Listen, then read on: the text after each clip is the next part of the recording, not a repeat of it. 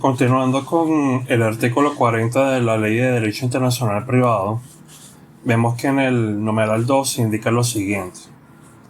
Los tribunales venezolanos tendrán jurisdicción para conocer de los juicios originados por el ejercicio de acciones de contenido patrimonial. 2.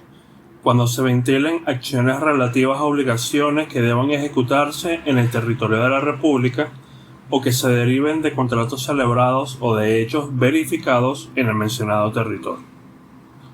Aquí la doctrina ha indicado que se prevén 3 criterios de jurisdicción distintos: el forum celebrationis, el forum executionis y el forum delicti comissi. El forum celebrationis se refiere a ese criterio que se basa en el lugar de celebración del contrato. Entonces, para determinar el lugar de celebración del contrato, es importante tener en consideración los artículos 1137 del Código Civil y 115 del Código de Comercio, ambos los cuales parten de una idea similar en el sentido de que se entiende celebrado un contrato en el lugar donde fue emitida la oferta inicial, o bien en donde fue emitida la modificación de la oferta que luego fue aceptada por la otra parte. Entonces, por ejemplo, si una persona está domiciliada en Caracas y envía una oferta a otra persona domiciliada, por ejemplo, en Colombia, y llega esa persona y acepta esa oferta, según estas reglas se entendería celebrado el contrato en Caracas. Ahora, esto es en los casos en donde no hay una previsión específica dentro del propio instrumento contractual que indique el lugar de celebración. La mayoría de los contratos cierran con una expresión de estilo en donde se indica que se está suscribiendo en la ciudad, por ejemplo, ciudad de Caracas, en la fecha tal. Ese tipo de indicaciones pueden ser también utilizados por el juez para establecer ese lugar de celebración. Pero en el caso en el que no se prevea, tenemos como auxiliares estas dos normas del 1137 del Código Civil y 115 del Código de Comercio, en donde se hace entonces una calificación lex fori de este lugar de celebración del contrato. Luego se tiene el forum de ejecuciones, porque aquí ya estamos hablando del lugar de ejecución de la obligación. Esta puede aplicarse en materia contractual, este criterio, pero normalmente se aplica en materia contractual. Y allí, al igual que como vimos en el artículo 323 del Código Bustamante, ese lugar de celebración, de ejecución de la obligación o de cumplimiento de la obligación se califica a partir del artículo 1295 del Código Civil, que recuérdense que habla del lugar que está fijado en el contrato, el lugar en donde se encuentra una cosa cierta en el caso de que la obligación tenga esta por objeto, o el lugar en donde se encuentra domiciliado el deudor. Y en ese caso el domicilio es el domicilio del 26 del Código Civil. Finalmente, dentro de este numeral tenemos el criterio del forum delicti comissi, que se aplica mayormente en los casos de obligaciones extracontractuales, especialmente aquellas derivadas del hecho ilícito. Entonces, a partir de una sentencia de los años 60 del Tribunal de Justicia de la Unión Europea, se ha interpretado este criterio de forma amplia. En ese entonces se interpretó una norma similar a esta de la Ley de Derecho Internacional Privado que se encontraba en el Convenio de Bruselas de 1960. Allí lo que se indicó es que ese lugar en donde se verifican los hechos, puede entenderse como el lugar en donde se produce la causa del daño o el lugar en donde se producen sus efectos. Entonces, si en Venezuela fue en donde se cometió el hecho que generó el daño, aquí se puede entonces conocer la demanda. Al igual que en los casos en donde Venezuela sea el estado o uno de los estados en donde se produzcan los efectos de ese daño. Hay un problema interesante que se ha generado con los daños producidos a través del internet, y allí ha habido una jurisprudencia del Tribunal de Justicia de la Unión Europea en donde se ha tratado de interpretar o concretar este criterio, diciéndose en algunos casos que el lugar en donde se producen los efectos de ese daño es el lugar en donde se encuentra domiciliada la persona, o en el caso de las personas naturales, o el lugar en donde se encuentra el establecimiento de la persona jurídica. Para los efectos de aterrizar este tema, sobre todo ante la ubicuidad de ciertos servicios web, por ejemplo, de las redes sociales.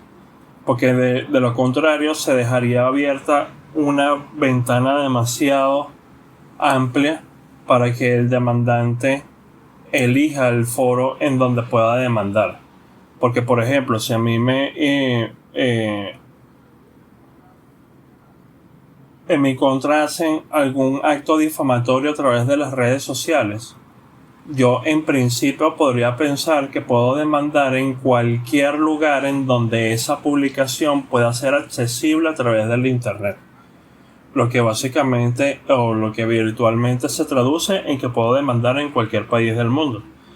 Entonces yo obviamente elegiría el lugar en donde yo pueda recibir una compensación mayor por esos daños. Entonces es por eso que también el Tribunal de Justicia de la Unión Europea ha tratado de aterrizar ese tema en un lugar más específico y veamos que ahora de alguna forma se está subjetivizando, por así decirlo, el criterio. Antes era un lugar objetivo, pero ahora se está trasladando a un criterio subjetivo porque está atado a la persona que sufre ese daño. Luego tenemos el numeral 3. El numeral 3 del artículo 40 nos indica lo siguiente, que se asumirán jurisdicción para conocer de los juicios originados por el ejercicio de acciones de contenido patrimonial cuando el demandado haya sido citado personalmente en el territorio de la República. Ese es el llamado criterio de locus citationis. Y aquí se plantea el asunto. ¿Conforme a qué derecho procesal debe realizarse dicha citación? Pues conforme al derecho venezolano. Eso a partir de la regla de la Lex Fori Regit Processum. Porque aquí se está hablando de que se está citando en Venezuela. Eso excluye los casos en donde se cita en el extranjero a través de los medios de cooperación judicial internacional. Porque entonces en esos casos no se está citando efectivamente dentro del territorio de la República, a pesar de que el juicio principal se esté conociendo ante un tribunal venezolano. Este es un criterio que puede ser exorbitante. Yo en la clase les había mencionado el ejemplo de la persona que está en un viaje internacional, hace una escala en Venezuela, se le cita en el aeropuerto, siendo esa la única conexión con los tribunales venezolanos. Allí esa conexión no cumple con ese principio de proximidad razonable, lo que lleva entonces a que ese criterio se entienda exorbitante. El asunto está que en Venezuela no tenemos previsto de forma general el remedio para los criterios exorbitantes, que es el del forum no convenience. Esta es una institución que vamos a ver dentro del tema de las excepciones al ejercicio de la jurisdicción de carácter procesal.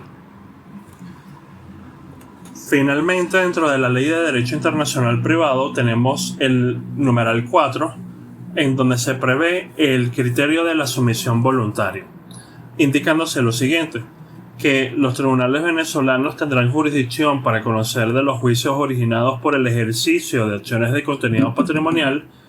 4. Cuando las partes se sometan expresa o tácitamente a su jurisdicción.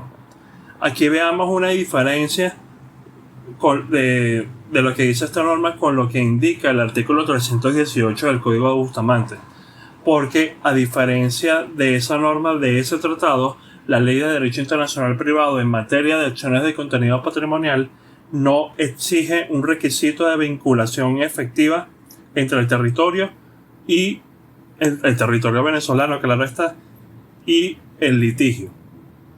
Entonces, por ejemplo, nosotros podemos tener un caso en donde tenemos como comprador a una persona jurídica china, como vendedora a una persona jurídica argentina, y los bienes se van a entregar en Colombia. Allí no tenemos ningún otro criterio que sea trasladable o que sea aplicable, mejor dicho, a ese caso. Y las partes eligen dentro de su contrato someter las controversias a los tribunales venezolanos, es decir, están ejerciendo una prórroga de la jurisdicción. Reconoce que prórroga alude a la situación en donde la jurisdicción de ese estado se basa únicamente en el ejercicio de la autonomía de la voluntad de las partes, es decir, no hay una conexión previa entre el litigio y el foro. Este artículo 40, numeral 4 de la Ley de Derecho Internacional Privado permite ese ejercicio. Este artículo 40, numeral 4, lo tenemos que conectar con el artículo 44, que nos define lo que es la sumisión expresa, indicándosenos simplemente que esa sumisión debe constar por escrito. Y ese requisito de escritura se ha interpretado en una forma similar al requisito de escritura del acuerdo de arbitraje. Es decir, puede ser en un contrato tradicional impreso, puede ser a través de intercambio de cartas o de telegramas en los estados en donde todavía exista ese medio de comunicación, puede ser igualmente a través de intercambio de medios electrónicos o básicamente a través de cualquier medio que permita una consulta posterior por el juez que va a conocer la controversia, en donde efectivamente se plasme esa voluntad de las partes. En el caso del artículo 45 se define allí lo que es la sumisión tácita, partiéndose de una definición similar a lo que nos dice el artículo 322 del Código Bustamante. Este artículo 45 nos indica lo siguiente: la sumisión tácita resultará por parte del demandante del hecho de interponer la demanda y por parte del demandado del hecho de realizar en el juicio personalmente o por medio de apoderado cualquier acto que no sea proponer la declinatoria de jurisdicción u oponerse a una medida preventiva. Aquí vemos que agrega esa mención de las medidas preventivas porque también es un caso en donde la urgencia planteada por la ejecución de esa medida que fue decretada inaudita altera pars plantea entonces esa necesidad de defensa inmediata por la parte demandada. Entonces, en esos casos tampoco se entiende que hay una sumisión tácita. Sin embargo, mi recomendación práctica es que así ustedes estén haciendo un acto de oposición a la medida cautelar, ya desde ese primer momento, desde esa primera actuación en el expediente, ustedes planteen esa declinatoria de jurisdicción para que vaya quedando muy claro que esa jurisdicción no se puede verificar por este criterio, por el criterio de la sumisión tácita.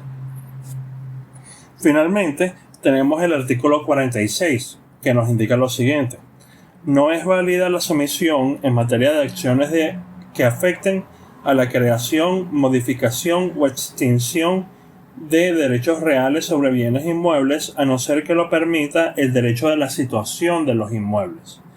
Esto es una previsión similar a lo que indica el aparte único del artículo 318 del Código Bustamante, en el sentido de que permite que se conozcan acciones sobre derechos reales respecto de bienes inmuebles ubicados en un estado distinto de aquel en donde se encuentra el bien. Pero eso debe estar permitido por el derecho del lugar en donde se encuentra el bien. Entonces aquí se plantea una excepción a la regla del lex fori regit processum, porque nosotros habíamos dicho que el tema de la jurisdicción se verifica de conformidad con las reglas vigentes en el lugar del juez, pero aquí se le está exigiendo al juez que verifique el contenido del derecho del lugar en donde se encuentra el bien inmueble en el extranjero, a los fines de ver si esa sumisión ante los tribunales venezolanos está permitida o no. Si hay alguna duda con este punto, porque esta fue la parte que no se grabó, lo podemos discutir a través del grupo de WhatsApp.